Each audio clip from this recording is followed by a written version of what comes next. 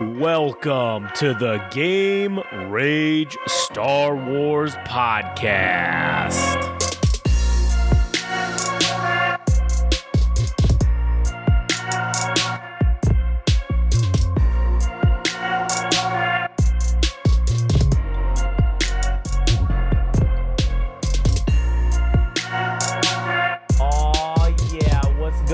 Everybody, welcome back to a new episode of Game Rage Star Wars. One of the podcasts that we couldn't figure out what to call it, so we just threw our own name in front of the name that already was there. My name's Josh. I'm here today with good buddy Adam. Today's not about Vader. It's not about Vader. Today we're going to talk about haters, though. I was Vader. Hater. Talk about the haters. Are they right? Is the hate warranted for some of this shit? Now I'm questioning things. I don't know. Anyways, before we get into that, though, let's go ahead and follow, like, comment, and subscribe on YouTube, Instagram, TikTok, at Game Rage Magazine. You can also do the same and on Twitter/X at Game Rage Mag. If you want to follow Adam, you can follow Adam at All Gas No Trash Official on Instagram, and you can go check out the All Gas No Trash podcast. We talk about music stuff. Music stuff. Anyways. All right, so today, I don't know how long this episode's going to go, but I kind of just want to talk about, the haters, right? There's a lot of haters in the Star Wars community, all right? A lot of haters. Including myself. Yeah, we're also haters, okay? But I will say there were haters back in 1999 when Episode 1 came out. There were haters for Episode 1, haters for Episode 2, haters for Episode 3. People saying, this is the worst thing that could happen to Star Wars. This is horrific. This is horrible. I loved those movies. All right. I loved the prequel trilogy. I think it's great. I don't know if it's better than the original trilogy, but it's fucking great. Episode 3 Episode 3 might be one of the best movies I've ever seen in my life. I don't know about Hayden Christensen, but yeah, overall the movie, I think Ewan McGregor and Palpatine are excellent. What's that asshole's Ian name? McDermott? Yeah. Ian McDermott? Yeah. What's that asshole's name? And then we get, obviously, there was a lot of hate for 7, 8, and 9. Sure, 7 and 8, I didn't hate them. And 9, even, I didn't necessarily say I quote unquote, well, I mean, I did not like it, but I don't say I was passionately hated it. There were story inconsistencies, shit didn't make sense.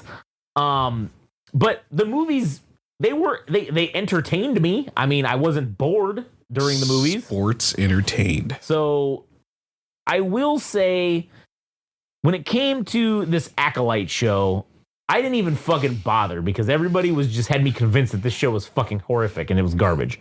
That there were space lesbian witches and all kinds of shit. Space lesbian? Which, is it true? Yeah, kind of. But like, the context by which they were saying was they were saying that it was bad because it was woke. And I don't know. I mean, yeah, okay, I'm sure that was the intention of the show of why they chose to do this story in the way they did. But I'll say this, it wasn't as bad as I thought it would be. I didn't watch the whole thing yet. I only watched like the first, half of it maybe. But I thought this was some shit that they just completely had made up. But it's not, because in the lore, there are these like covens of like force sensitive, like they're just called witches. I mean, that's been in the lore for like the expanded universe dates back to like, the early day, the 90s, this shit kind of exists. Shit like this existed. So this is not like shit that's just coming out of left field. Like they made up all these gay witches or whatever. That's not like. What if they're Amazonians from fucking Wonder Woman and shit? Yeah, that's kind of like what they are. Well, if you look at like the Night Sisters, okay, they're technically a bunch of lesbian witches, okay? Like that's the same thing, but nobody fucking bats an eye at that. Everybody thinks that's great, but this one, it's whack. Now, listen, there are some things about the show that are fucking garbage. For example, I don't need the Squid Games guy to be a Jedi. I can't. His English ain't that great, and you can tell, like, he's struggling to speak English. And I don't know why they didn't just let him speak Korean and just subtitle him. That probably would have been better. But did Donnie Yen fucking in Rogue One, did he He spoke English, but Donnie Yen speaks English well. This guy does not. Like, you can tell that he's kind of like struggling a little bit. And his inflection's off. Like, he's not, like, it's not good acting. And it's not because he's a poor actor, because I think he's a really good actor. It's just that he doesn't have a command of the language to be able to properly act it. You know what I'm saying? So I just kind of think that that's one of the things that's bad about it. The rest of the actors in it are okay. I mean, most of them are all right. I mean, people were saying shit about Carrie Ann Moss, and I'm like, dude, she's in this fucking thing for like 6 minutes. Like, she's the first one to get killed, basically, at the first episode, and then she's in like a couple of little flashback sequences so far. So it's like, okay, she's essentially a non-factor in this fucking show. And then I just don't know if people hate it for the right reasons. I guess that's that. I think that it's part of the whole backlash to the woke culture thing that's in existence or whatever. Everybody's rebelling against that. Isn't that just people's prism of reality that they think it's that thing, and then it's like they already pinned it as that was the prime directive of the show, as opposed to like watching it with an open mind or whatever it might be, and just enjoying it for what it is, instead of having a framed idea of what you think it is. Yeah, well, people's dichotomies of life are so fragile as they are anyways, in terms of this kind of shit. It's like, if you really think about it, okay, in a society that has this intergalactic or interplanetary space travel capacity, I don't think anybody's giving a shit about who's fucking who, all right? Like, I don't think nobody gives a shit about gay people or transgendered, trans species. I don't think anybody gives a fuck about that in this type of a society. So it's understandable how like this stuff would be completely acceptable by that society standards. So just whatever, it is what it is, I guess. But I don't know. I don't get it. I don't get the hate for stuff. I mean, listen, like I said, the show is not the best. It's not the greatest, but it's also not as bad as motherfuckers were making it out to be. Well, what's good about it? I think so far that the pacing of it has been pretty good. They've kept me sports entertained. I mean, so far, I mean, it's moving along pretty quickly. The fight sequences have not been, super horrific. They've been pretty good. The choreography, there hasn't really been any major, obviously, lightsaber fights. I don't know if that's because no one has a lightsaber. It's just Jedi that have lightsabers. They're not really fighting each other at this point. So I don't know if that's going to be a thing that happens later on or if that happens at all. But obviously, I mean, Disney's or Lucasfilm or whoever's already canceled. They're not making a season 2, they said. So whatever. It's almost even pointless to watch this thing. But I just I was bored the other day and I was like, everybody fucking been talking shit about this. I'm like, I even said shit about it, and I'm like, but I didn't even fucking watch the thing. So let me just watch it, and now I can see how bad it is. And I'm like, it ain't that bad. I mean, I didn't get to watch it, or I don't know if I plan on watching it, but I don't know if they were trying to establish that there is no one in a prophecy, or that's what I think Star Wars 8 at the end of what was 8 called? The Last Jedi. The Last Jedi, when you see the end sequence that there is, force sensitive people from all across the galaxy and shit. Yeah, man, what a missed opportunity that was too, man. In what way? To explore that in 9, like to make that because it's there at the end of fucking 8, and then nothing. It was just like that's it. It's gone. Well, I think if it was for sure an affirmation that the Skywalker family was not the center point of like the Force, sure. And I'm like, that's good. I at least appreciated that because then they have this thing about, and I don't know if this was a thing that was going to be driven home, but the Force dyad, that every so often there is 2 Force sensitive people that together can accomplish like unimaginable things with the Force, like the way Kylo Ren and Rey were able to teleport and do weird shit with the Force that no one else could fucking do. That not even Anakin Skywalker could do, because there was no other person on the other end. But then his children exist. You have Luke and Leia, but they never really explored that because that was, 40 or 50 years ago that we only got introduced to Star Wars, and we didn't have all the lore for all this shit. But that would have been like the first notable force dyad that exists. But they have these two kids. Yeah. One of them being, or I think one of them being part of the Sith Coven, right? And the other one being a Jedi. Well, they were both part of the Witch Coven. They were born within the Witch Coven, and then the one goes with the Jedi, and the other one stays like on the dark side, basically, I guess, or whatever you want to call it. Yeah.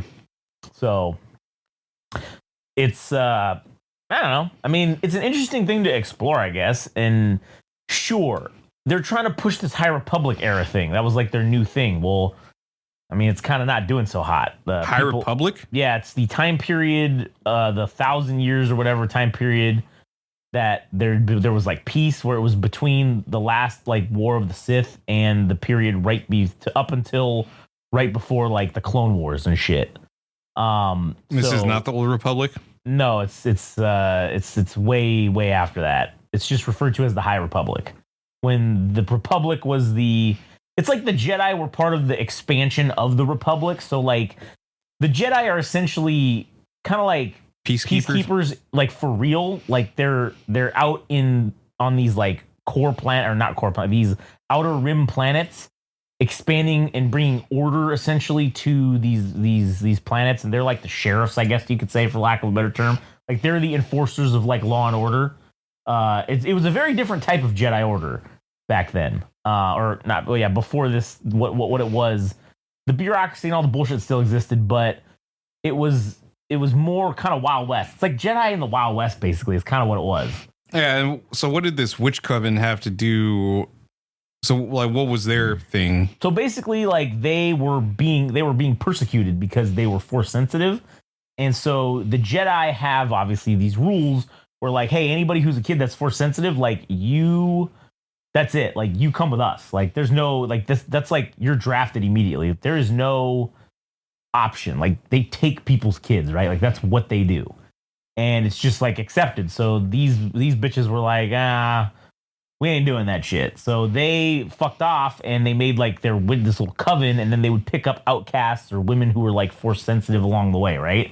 And they'd pick them up. And then somehow, I don't know exactly because I haven't gotten that far to them explaining how these two kids came about. I mean, they've kind of talked about it a little bit, but I mean, basically they like somehow used the force to like create life. Like they figured out, like this is like, it's supposed to explain the beginnings of how Palpatine was able to create Anakin Skywalker. Basically, he created the One, because that's essentially what he did. He impregnated fucking Shmi Skywalker with the One. Like he fucking like created it through the Force or whatever. That's like in the lore or whatever now. So like this was like and then he supposedly learned that from his master, Darth Plagueis the Wise. I don't know if that's the case. I don't know if that's implied at the end of the second Star Wars, the Darth Vader series. Oh, you think they do it differently? It's not really said how that like situation played out. Mm-hmm. If it was directly done by Palpatine himself, or it was a consequence of him trying to manipulate the Force, and then this was going to be this was a consequence of his actions. Yeah, sure. Whether it's intentional or not is I guess up for debate. But indirectly, I guess you could, yeah. But he did technically create Anakin Skywalker. Like that's technically his doing. Whether it was his intention or not, I guess who the fuck knows. But that's what these witches kind of did, and then obviously they get wiped out.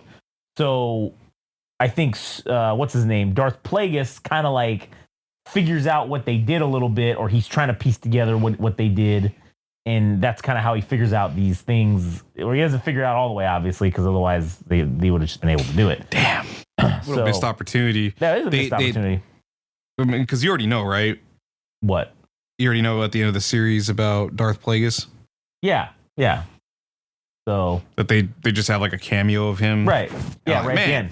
Yeah, that shit sucks.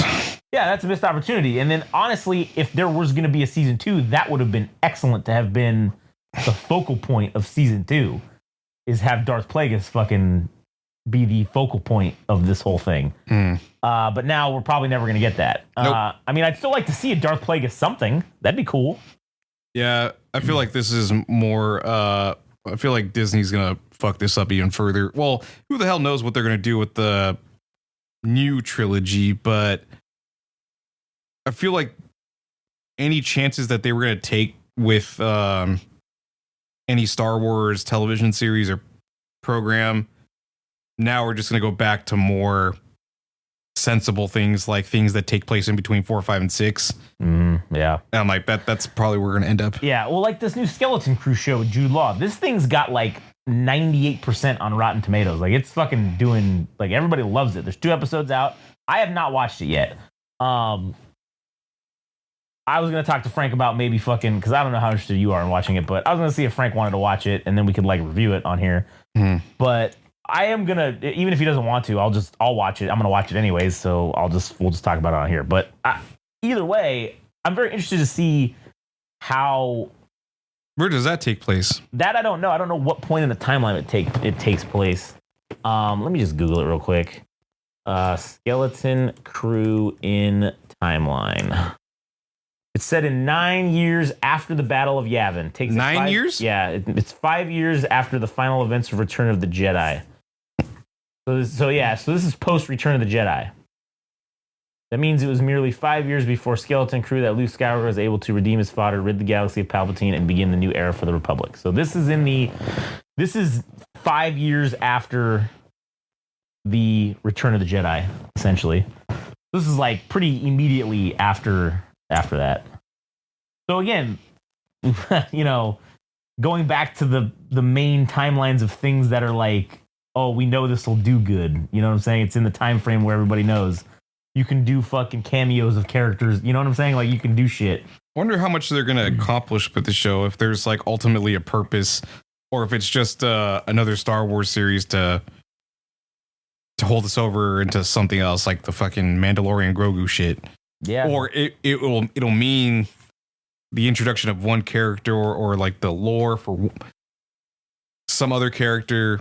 Because Jude Law is some kind of like Jedi dude, like in this shit. Okay. So if this is post Return of the Jedi, is he a survivor? Like that's what I'm interested to find out about. Is he like a surviving Jedi from like Order 66 shit, and he's still around, or like is he? I mean, because like Ezra from that shit was like he was born post Clone Wars, basically, or right around then. So like, he's not a Jedi.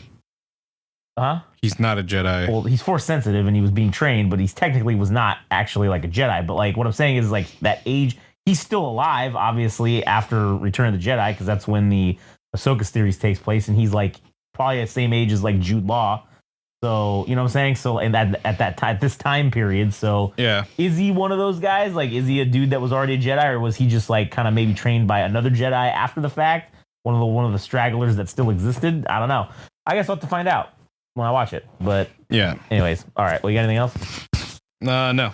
All right, cool. Well, we'll end it right here. So thank you guys for listening. We'll check you out on the next one. Go to Game Rage Magazine on Instagram and TikTok and YouTube.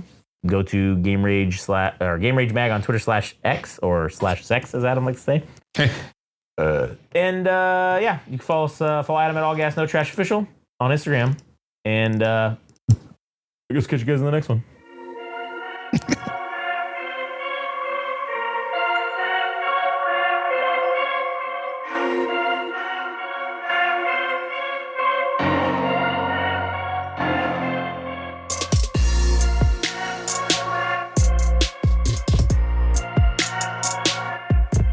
That was the Game Rage Star Wars podcast. Don't forget, like and subscribe on Instagram and TikTok at Game Rage Magazine.